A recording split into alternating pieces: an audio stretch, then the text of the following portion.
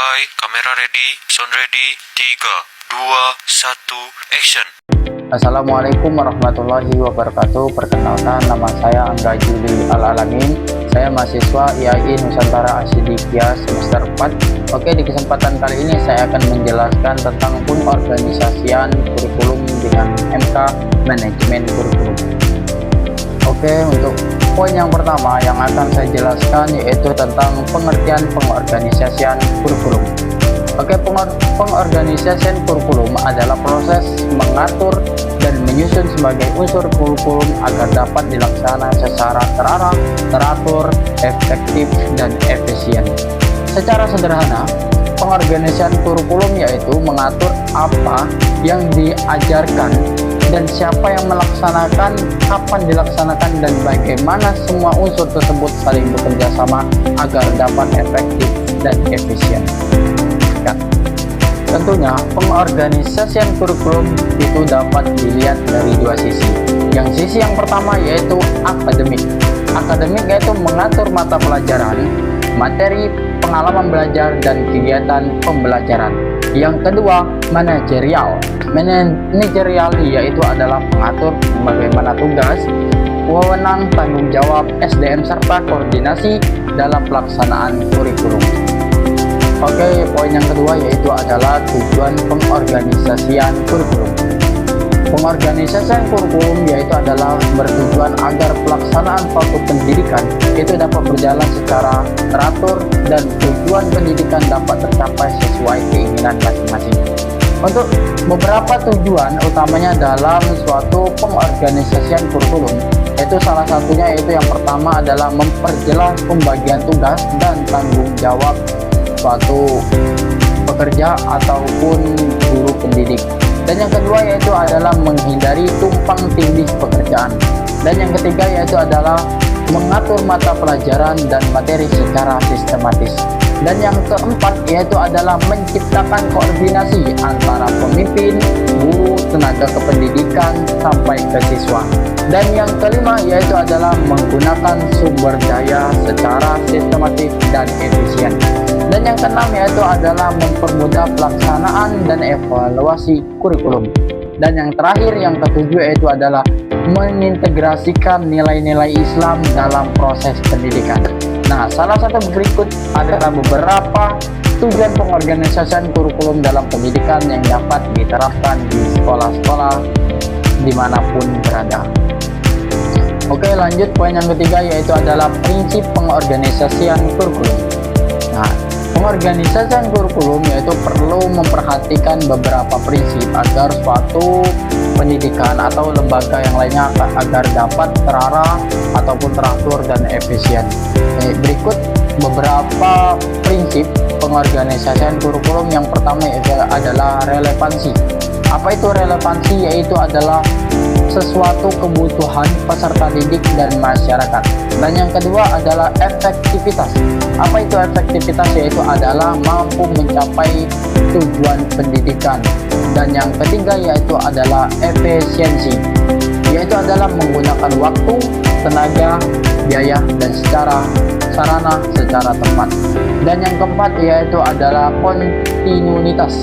Apa itu kontinuitas? Yaitu adalah menggunakan ataupun materi memiliki kesinambungan antar kelas dan antar jenjang.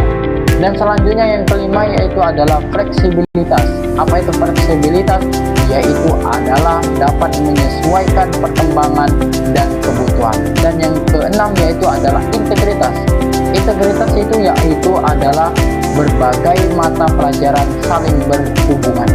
Dan yang terakhir yang ketujuh yaitu adalah profesionalitas, yaitu adalah membagi waktu, materi, dan beban belajar harus seimbang. Nah, berikut adalah beberapa prinsip-prinsip pengorganisasian kurikulum yang bisa kita terapkan di suatu sekolah ataupun didikan dapat berjalan efektif, efisien, dan teratur dan terarah. Oke, lanjut ke materi yang keempat yaitu adalah apa saja yang diorganisasikan. Dalam pengorganisasian kurikulum itu ada beberapa unsur-unsur yang perlu diatur atau diterapkan dalam suatu pendidikan ataupun lembaga. Salah satu yang pertama yaitu adalah tujuan pendidikan. Jadi suatu lembaga ataupun pendidikan itu harus mempunyai tujuan tersendiri. Dan yang kedua yaitu adalah struktur kurikulum. Dan lanjut yang ketiga yaitu adalah mata pelajaran. Jadi suatu pendidikan ataupun lembaga itu harus mempunyai rentetan ataupun berbagai macam pelajaran-pelajaran yang harus dipelajari. Dan yang keempat yaitu adalah alokasi waktu. Jadi suatu lembaga pendidikan ataupun lembaga itu harus mempunyai waktu-waktunya tersendiri. Dan yang keenam yaitu adalah guru dan dosen. Jadi suatu lembaga pendidikan itu harus mempunyai tenaga pendidiknya agar dapat mengajar ke anak-anaknya ataupun ke siswa-siswanya masing-masing. Dan yang ketujuh yaitu adalah metode pembelajaran. Jadi suatu lembaga atau pendidikan itu harus mempunyai metode pembelajaran yang harus disampaikan ke siswa. Dan yang kedelapan yaitu adalah sarana dan sumber belajar. Nah, dan yang terakhir yaitu adalah yang kesembilan yaitu adalah penilaian dan evaluasi. Nah, semua unsur tersebut harus saling mendukung agar tujuan pendidikan dapat tercapai sesuai tujuan yang kita inginkan, agar dapat efektif, efisien, teratur, dan terarah, agar suatu tujuan yang kita inginkan dapat tercapai dan dapat berjalan dengan sesuatu yang kita inginkan.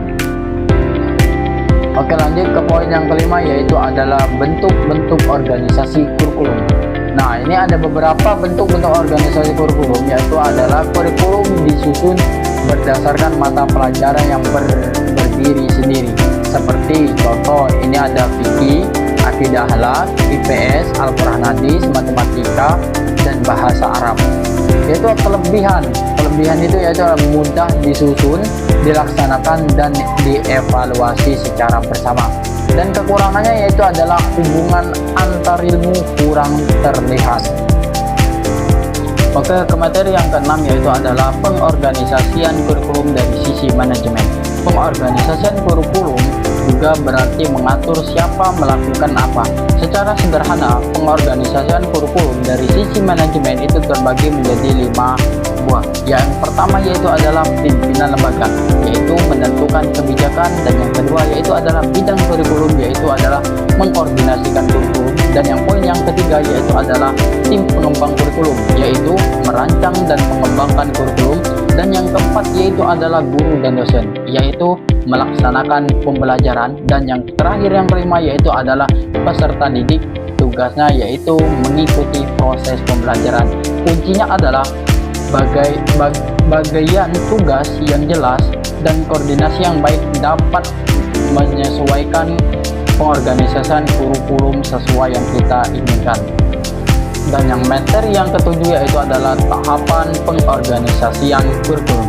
Nah, pengorganisasian kurikulum dapat dilakukan melalui beberapa tahapan. Yang pertama yaitu adalah menentukan tujuan, dan yang kedua yaitu adalah menganalisis kebutuhan, dan yang ketiga yaitu adalah menentukan isi materi, dan yang keempat yaitu adalah membagi tugas dan tanggung jawab. Yang kelima yaitu adalah menyusun struktur kurikulum, dan yang keenam yaitu adalah melakukan koordinasi, dan yang terakhir yang ketujuh adalah monitoring dan evaluasi. Nah, beberapa macam bentuk itu dapat dilakukan di sekolah ataupun di madrasah-madrasah yang lainnya.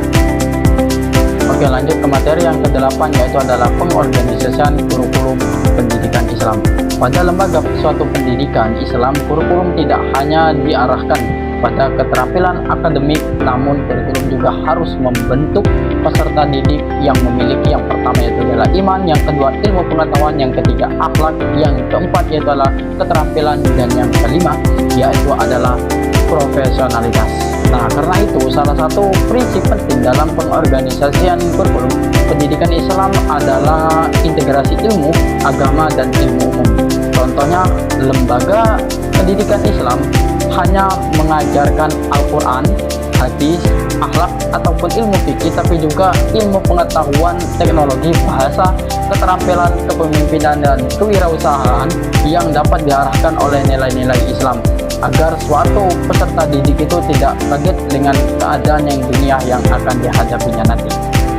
Oke, lanjut ke materi yang ke-9, yaitu adalah masalah yang sering terjadi dalam suatu pendidikan. Beberapa masalah dalam pengorganisasian kurikulum adalah yang pertama yaitu adalah pembagian tugas guru tidak sesuai kompetensi, dan yang kedua yaitu adalah kurangnya koordinasi antara guru, murid, dan atasan, dan yang ketiga yaitu adalah jadwal pembelajaran sering bertabrakan, dan yang keempat yaitu adalah beban belajar terlalu berat, dan yang kelima yaitu adalah mata pelajaran terlalu terpisah, dan yang keenam yaitu adalah integrasi ilmu agama dan umum belum optimal, dan yang ketujuh yaitu adalah keterbatasan guru dan sarana, dan yang terakhir yang kedelapan yaitu adalah evaluasi kurikulum tidak dilakukan secara rutin di akhir-akhir pembelajaran ataupun di akhir-akhir semester berakhir itu tidak dilakukan evaluasi. Oleh karena itu tidak ada yang kita ketahui apa kekurangan dalam pembelajaran kita dalam satu semester dari ke belakang. Oke, materi kita yang terakhir yaitu adalah inti materi yang harus kita ingat dalam lembaga pendidikan ataupun melaksanakan pembelajaran kurikulum. Yang pertama yaitu adalah apa itu pengorganisasian kurikulum, yaitu adalah mengatur seluruh unsur kurikulum agar dapat bekerja secara terarah dan terkoordinasi. Yang kedua yaitu adalah apa yang diatur, yaitu adalah materi, mata pelajaran, waktu SDM, tugas sumber belajar, dan evaluasi di setiap akhir semester. Dan yang ketiga yaitu adalah siapa yang terlibat, yaitu adalah pimpinan, bidang kurikulum, tim kurikulum, guru ataupun dosen, dan terakhir yaitu peserta didik. Dan yang keempat yaitu adalah bagaimana caranya, yaitu adalah pembagian tugas, koordinasi, integrasi, komunikasi, dan evaluasi. Dan yang kelima yaitu adalah apa tujuannya, yaitu adalah mencapai tujuan pendidikan secara efektif dan efisien agar dapat berjalan yang sesuai kita inginkan. Oke, itulah tadi beberapa pengertian pengorganisasian kurikulum yang dapat kita terapkan di lembaga ataupun satuan pendidikan agar pendidikan kita dapat berjalan efektif, efisien, teratur, dan terarah sesuai keinginan kita masing-masing. Mungkin itu saja yang dapat saya jelaskan tentang pengorganisasian kurikulum yang dapat kita terapkan di satuan pendidikan ataupun madrasah agar dapat berjalan sesuai yang kita inginkan. Kurang lebihnya saya mohon maaf, saya akhiri. Wallahu muwaffiq ila aqwamit thoriq. Wassalamualaikum warahmatullahi wabarakatuh.